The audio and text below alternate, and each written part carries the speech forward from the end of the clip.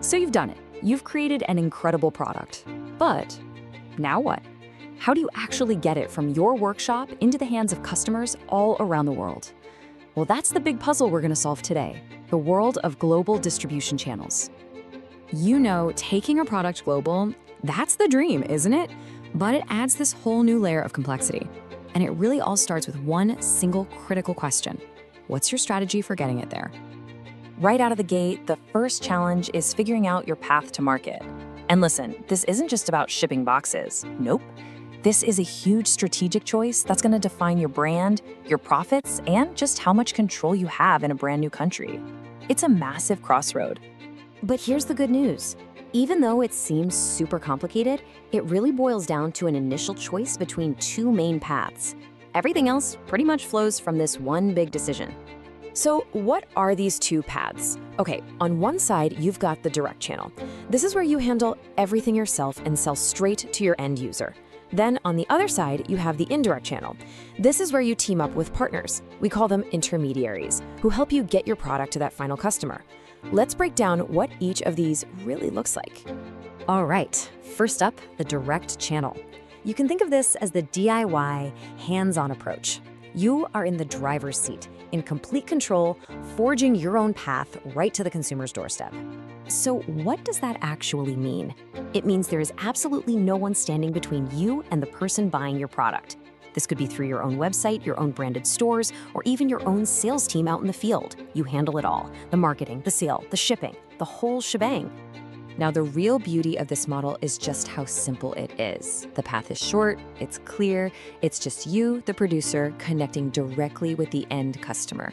This gives you total control over your brand and, maybe even more importantly, a direct line to hear what your customers are really thinking. Okay, so let's flip the coin and look at the other side, the indirect channel. This approach is all about leverage and teamwork. It's about finding the right partners who can help you succeed in a market that you might not know inside and out. Now, within this big indirect route, there are a few common ways to go.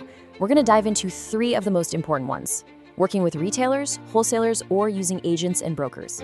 The first one is the retailer channel, and this is probably the one we're all most familiar with, right?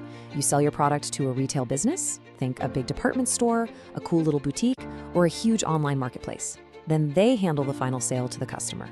See, we've just added one more step into the chain. You sell to the retailer, and the retailer sells to the customer. The huge advantage here is that you get immediate access to that retailer's existing customers and their prime shelf space. That's a big deal. Now, this is where it gets really interesting.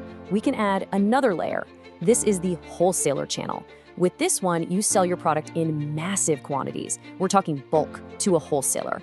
A wholesaler's job isn't to sell to you and me, but to sell to lots of different retailers. So this path stretches the chain out even more. You sell to a wholesaler, who then sells to retailers, who finally sell to the end customer. The benefit? Massive scale. Wholesalers can get your product into a ton of stores, fast. But the trade-off is you lose even more control over the final price and how it's presented. And finally, we have the agent or broker channel. Now, the key difference here, and this is really important, is that agents don't actually buy your product. Instead, think of them as expert negotiators. They work for you to get you deals with wholesalers or retailers, and they get paid a commission for it. You can think of this model as kind of a matchmaker system. The agent is the one who connects you with the right buyer. They make the sale happen, but they never actually take ownership of your stuff. It's a really powerful way to break into complex markets where you need that local expertise and those crucial connections. Okay, phew. So we've got the direct path, and we have three different indirect paths. How in the world do you choose?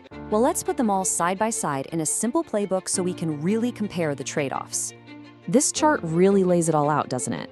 If you go direct, you get super high control, which is great, but you have to manage all the complexity yourself, and your reach might be lower. Now, flip over to the wholesaler. You get massive reach, but you give up a lot of control. The retailer and agent channels, they're kind of that middle ground. But as you can see, each one has its own unique balance of risk and reward. So the main thing to take away from all this is that there's no single best channel. It just doesn't exist.